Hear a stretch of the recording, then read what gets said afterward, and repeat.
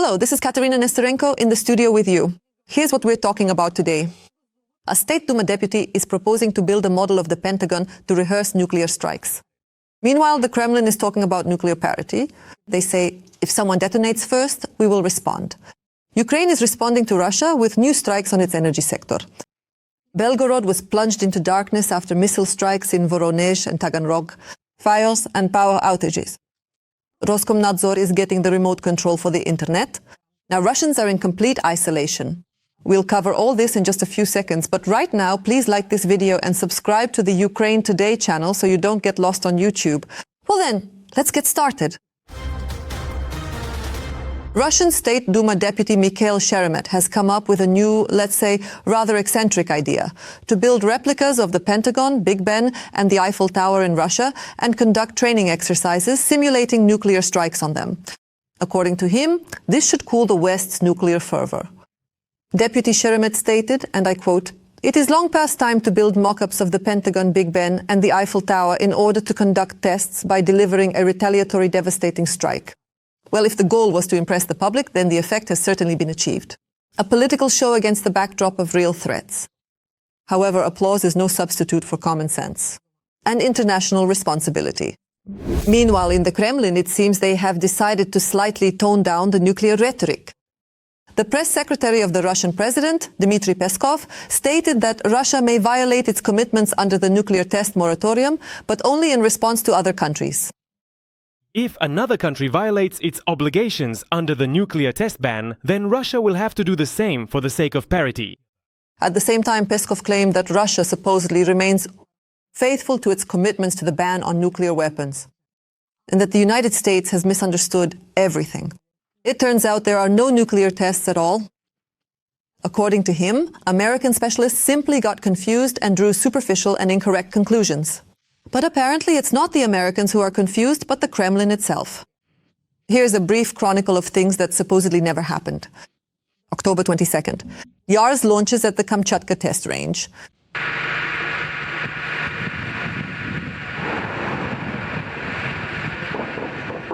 And this is October 26th, the test of the Burevestnik with a nuclear engine.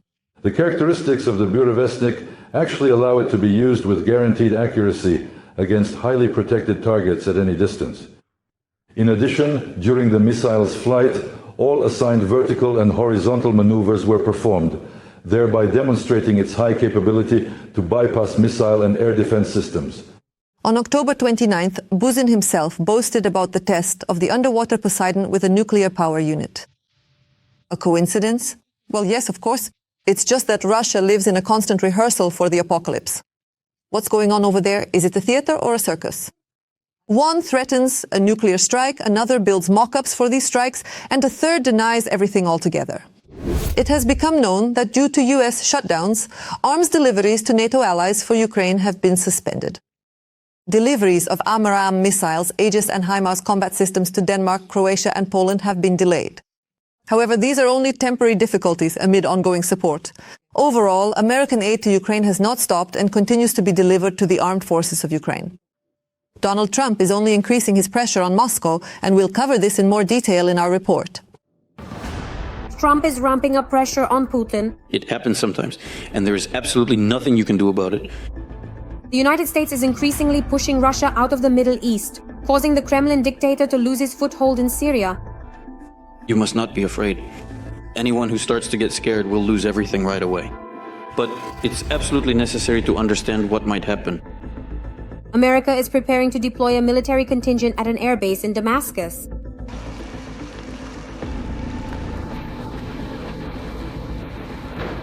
Syrian sources note that this is not just about a military presence, but also about establishing a center for intelligence, refueling, logistics, and humanitarian missions. At the same time, Syria will officially retain sovereignty over the facility. For Trump, it's simply important to demonstrate the success of his policy in the context of establishing stability in the Muslim world. And overall, I think this is part of the corresponding policy, which in general is connected to the Middle East. In other words, Trump is primarily focused on establishing and maintaining stability in the Middle East, a stability that would not in any way interfere with or disrupt oil extraction. The new base will be located near Syria's southern borders, close to areas that are planned to become a demilitarized zone as part of the upcoming pact between Damascus and Tel Aviv. The mediator is the administration of US President Donald Trump, who is personally overseeing the negotiations. The United States expects that there will be some kind of new regime in Syria, which at the very least will be quite loyal to Israel. This will stabilize the situation in the region and reduce tensions. So the main goal here is to carefully reduce tensions to ensure that there are absolutely no new escalations, and for the United States in this way to avoid the need for a constant and ongoing large-scale US military presence in the Middle East. According to Reuters, American C-130 transport planes have already conducted test landings at the base. Local staff have confirmed that American specialists have been arriving there in recent weeks. As early as Monday, November 10th, Trump will meet with the new Syrian leader, Ahmed al-Shara, at the White House. This will be the first visit of a Syrian head of state to the United States. For al-Shara, this is another step towards recognition of his legitimacy, even though he is not technically an elected president, but nevertheless no one seems to pay attention to that. In other words, yes, he is recognized by the President of the United States. For him, obviously, this is a significant personal victory that will allow him to strengthen his power. On the other hand, for Trump, it's a way to demonstrate that his Middle East policy is successful. So I think this is more of a mutually beneficial arrangement. Let us recall that on October 15th, the president of Syria, Ahmed al-Shara, arrived in Moscow to meet with the Russian dictator Vladimir Putin. The negotiations took place in the Kremlin. We maintain diplomatic relations. Well, can you really call them relations? Just a few years ago, Russia was threatening to kill al-Shara. Putin changes his rhetoric quickly. Moreover, the Kremlin supported Assad's regime and fought against those who wanted to overthrow the dictator. Assad fled to Russia and is still hiding there.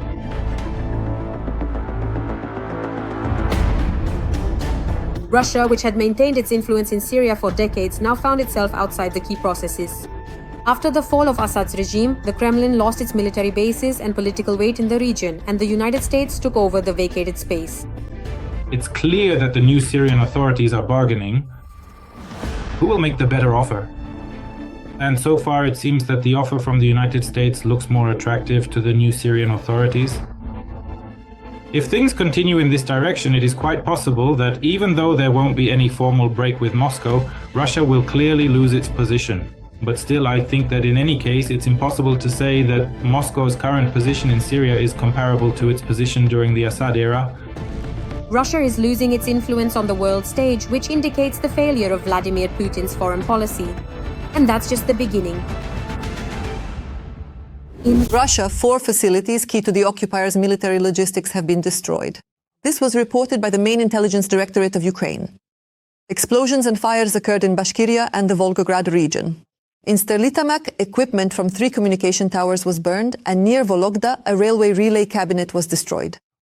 Meanwhile, the epicenters of the war with Russia remain Pokrovsk and Kupiansk. We will tell you what is happening on these sections of the front right now. The battles for control over the cities of Kupiansk and Pokrovsk, 2 strategic hubs on Ukraine's eastern front, do not cease for a single day. The occupiers are throwing in more and more forces, trying to break through the defenses. But Ukrainian troops are steadfastly holding back the assaults, inflicting heavy losses on the enemy. In both the Kupiansk and Pokrovsk directions, the occupiers are using scorched earth tactics. These are massive strikes on the positions of Ukraine's defense forces, on temporary deployment points of personnel, and above all on the residential infrastructure of these cities, using glide bombs and various means of destruction, including the heavy flamethrower systems TOS-1A Solntsepyok. This is thermobaric weaponry which is prohibited by conventions for use in urban environments. Indiscriminate impact, including on the civilian population. Pokrovsk is now the epicenter of the most intense fighting. Up to 170,000 personnel have been concentrated by the occupiers in the Pokrovsk direction.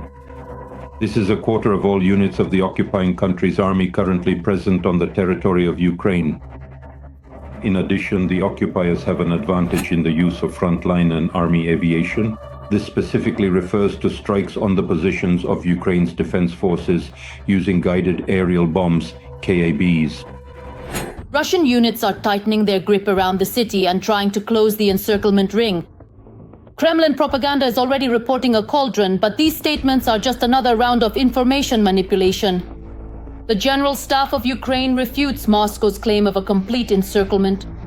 At the same time, they acknowledge that the situation there is extremely serious. Over the past few days, Ukraine's defense forces have managed to significantly stabilize the situation directly in Pokrovsk itself. By order of the Commander-in-Chief of the Armed Forces of Ukraine, special units of the Special Operations Forces, the main intelligence directorate of the Ministry of Defense of Ukraine, and other components of Ukraine's defense forces were deployed to Pokrovsk. They are conducting search operations aimed at eliminating small enemy assault groups. Moreover, fighters from the 425th Separate Assault Regiment Skala cleared the city council building in Pokrovsk and raised the Ukrainian flag there, a symbol of not only military but also political significance.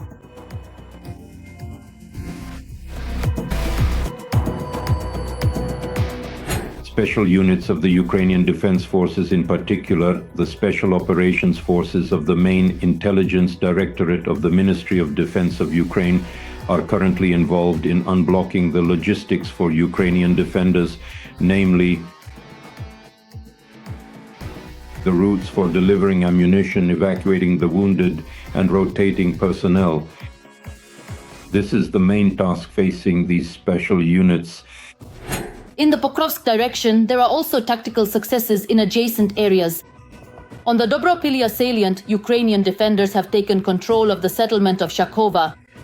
This complicates the enemy's plans for a major breakthrough and increases the chances for local stabilization. This is the so-called Dobropilya incursion. It is precisely Shakova that is effectively being cut off. Russian units are being cut off from their rear supply bases. In addition, over the past week, Ukrainian defense forces have deoccupied a number of settlements in this direction. These are Kucherev, Yarshakovo, and Sukhachki. This has significantly improved the tactical situation. On the other flank, Kupiansk in the Kharkiv region. Here, fighting is taking place for every street and every building. Flags on the buildings change several times a day. The situation along the Kupiansk direction has been stabilized. Even Russian sources note the lack of progress both in Kupiansk and in the corresponding direction of the Kupiansk salient. Ukrainian forces are conducting a series of counterattacks. In particular, in the northern part of the city, the defenders managed to push back the occupiers. But it's too early to speak of a final success. The situation remains dynamic and unstable, changing literally every hour. Every day, the defense forces carry out their tasks without stopping, constantly eliminating both small groups and halting columns of equipment. In the near future, the dynamics, whether according to deep state or other maps, will keep changing, since in any case, we are not going to abandon the city or give it to the enemy. Pokrovsk and Kupiansk are the 2 points where the further outcome of the war is being decided. Russia is throwing thousands of soldiers and tons of metal there. But it has not been able to break Ukrainian resilience. Every meter of this land is a fight for life for the future. And while the enemy tries to win by sheer numbers, Ukrainian fighters are destroying those numbers. Every voice matters. Join our community, support independent journalism, and help us bring you the truth from Ukraine. Become a member of Ukraine Today. Join us now. I never cease to admire the courage and heroism of Ukrainian soldiers. They are holding the front and standing up to a massive horde that vastly outnumbers them. That's why I urge you to support the armed forces of Ukraine, and if you can't do so financially, write them words of encouragement in the comments. I know they're watching us. Angelina Jolie talked about her trip to Ukraine on her Instagram. Last week, she visited Mykolaiv and Kherson to meet with families living on the front line.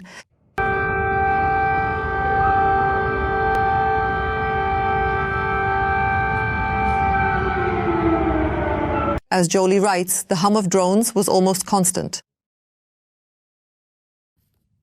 Locals call it a safari on people.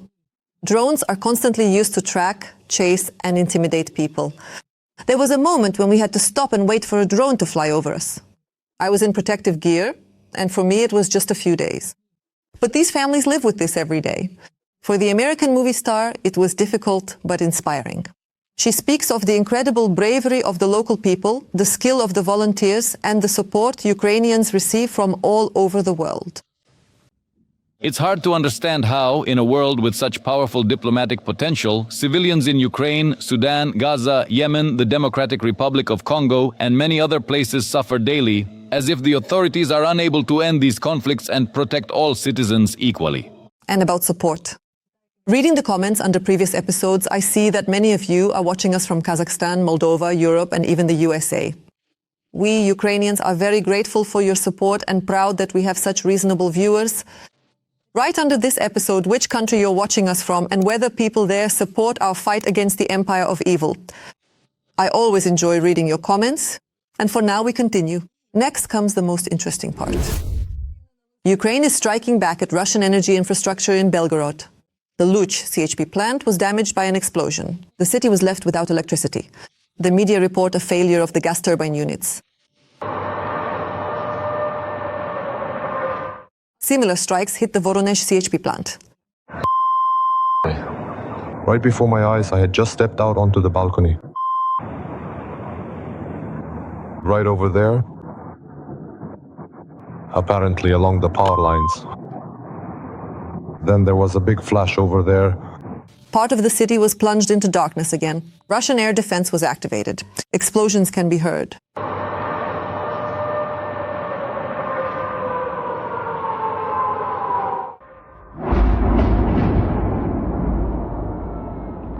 The boomerang didn't spare Taganrog either.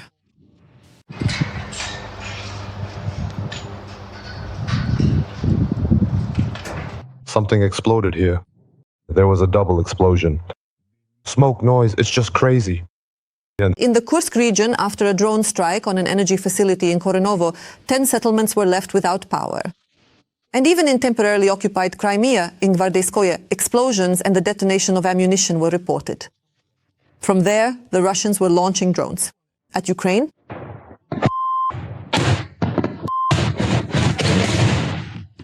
in short, karma is working just fine. Those who wanted to plunge Ukrainian cities into darkness are now getting a taste of their own medicine. Meanwhile, other problems are brewing in Russia. A wave of horrific crimes is sweeping across the country. Convicts and psychopaths who returned from the war in Ukraine now pose a threat to Russians themselves. They are committing horrific crimes en masse. Even Kremlin propagandists admit this and suggest eliminating them with a sledgehammer. What other brilliant ideas are being born on Russian television? Find out in our next segment. What could be more terrifying for Russians than sending their own son or husband to the front in Ukraine? That's right, if he comes back from there. In St. Petersburg, a man who returned from the war is terrorizing his apartment building, threatening his neighbors and throwing things from his balcony. Some kind of imitation grenades. Very few people want to live on the same street, or worse, in the same building with these so-called heroes of the special military operation. As a rule, these newly minted veterans were already notorious outcasts before the war, and after returning from the front, they completely let themselves go. Theft, murdering their own drinking buddies, rape and robbery have become commonplace for Russian special military operation veterans in civilian life.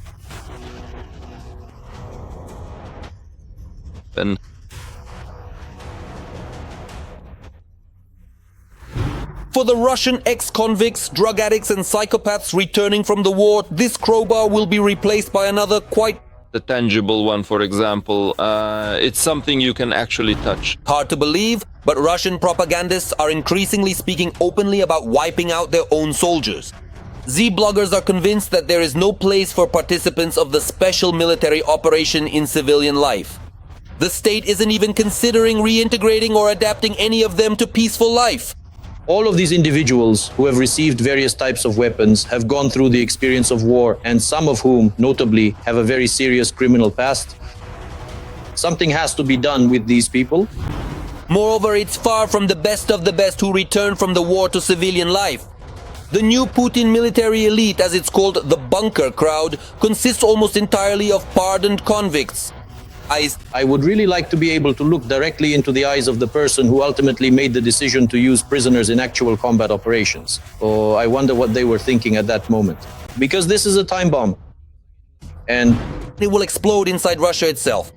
Or maybe they're just idiots. That's also possible. In our contingent, a significant portion at this point already consists of people who, while being in places of detention or under investigation, sign contracts with the Ministry of Defense. In this way, they either avoid punishment from the court or they get out of camps, out of prisons, and gain the opportunity. As they say, they are told to atone for their guilt with blood, but in reality, they get the chance to be free for a while and possibly, if things go well, to later walk free, fully amnestied, maybe even with awards and so on and so forth. the solution that the Kremlin has found is both ingenious and cruel at the same time. There are rumors that Putin simply gave the order not to let anyone return alive from the front. The Russian authorities want to send the more compliant convicts to Africa. As for the rest, following the old Wagner PMC tradition, they are to be disposed of. The first option is to send them somewhere in Africa. The second option is that overall they will be, how should I put it, dealt with more gently. The story with the sledgehammer. At the same time, it is worth noting that such a proposal, which is increasingly voiced by Kremlin propagandists, seems to have received tacit approval from the Russian public.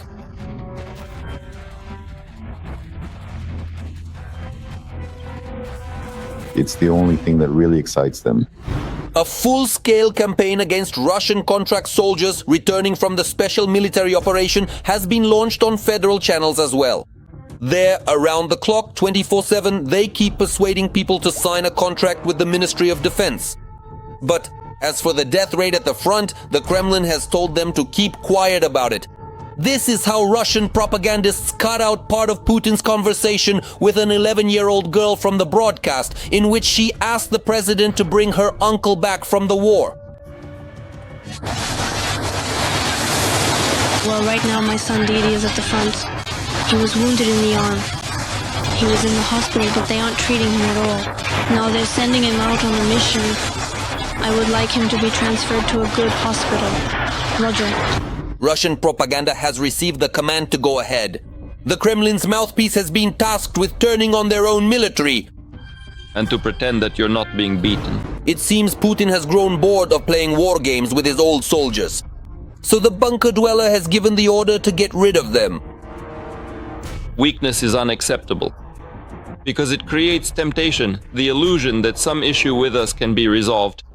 The endless video appeals from grief-stricken Russian mothers in despair trying to find their children who have gone missing at the front, the pleas for help from wounded and abandoned contract soldiers left without medicine or medical care, and the complaints from mobilized troops about the unbearable conditions of service in the Russian army all seem to have seriously gotten on Vladimir Vladimirovich's nerves. But instead of solving the problem, the bunker dweller chose to simply ignore it. And he gave Russian propagandists the order to stop any discussion about the troubles in the Russian army. It's just not needed. It's unnecessary and simply absurd. Putin only needs soldiers on the battlefield. Outside of it, all these people become a threat to the Kremlin. And being unscrupulous and skilled with weapons, they can cause the regime extra problems. What I want to say is this, guys. Those who work in the swamps always make sure to record every single detail very clearly, and they make it a point to hide absolutely nothing at all. There will be an order. Only send them home in the most extreme cases. Only in the most extreme cases, and even then, only if...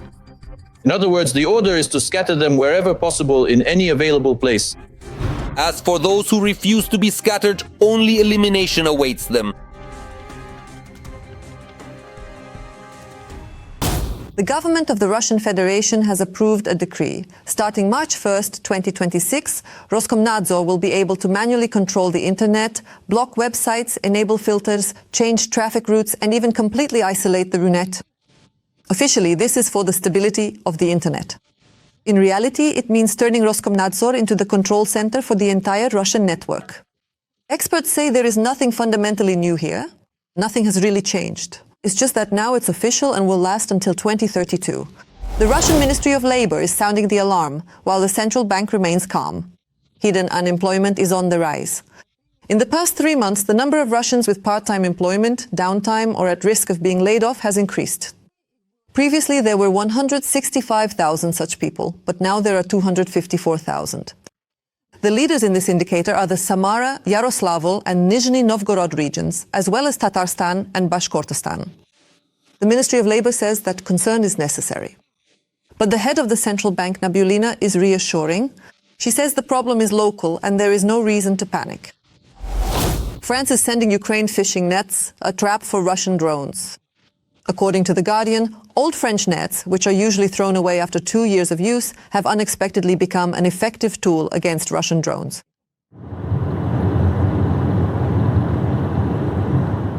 Two shipments with a total length of 280 kilometers have already been sent to Ukraine. On the frontline areas, tunnels are built from these nets, where drones get stuck like flies in a web. The irony of the situation is obvious. Expensive Russian weaponry on the front line is confronted by the simplest of traps and gets caught in the nets, like flies that don't notice the danger. Even in such small things, the ingenuity and creativity of Ukrainians is evident, finding ways to protect people by any means possible. In Sweden, on November 8th, a drone splashed paint on the villa of the Russian delegation, and a sticky liquid. According to the Associated Press, members of the delegation noticed a drone that dropped a container with paint and an unknown liquid. This was reported by Stockholm police spokesperson Ola Österling. Now that's what you call a warm welcome for Russian diplomats. Apparently even drones in Europe. It's important for Russians to remember that their country is a terrorist state, drowning in the blood of others. Fico is against it, Norway is in favor. Slovak Prime Minister Robert Fico stated that he will not support using 140 billion euros from frozen Russian assets for Ukraine's recovery or aid, according to Bloomberg. According to him, if we spend it on weapons, it will never be returned. The logic here is certainly surprising. It's better not to help Ukraine and not to show the world who stands on the side of justice than to invest resources in real action. At the same time, according to The Times, Norway is proposing to use 100 billion euros from its sovereign fund as collateral to unlock the transfer of assets to Ukraine. The fund is valued at 1.7 trillion euros and is formed from oil and gas revenues.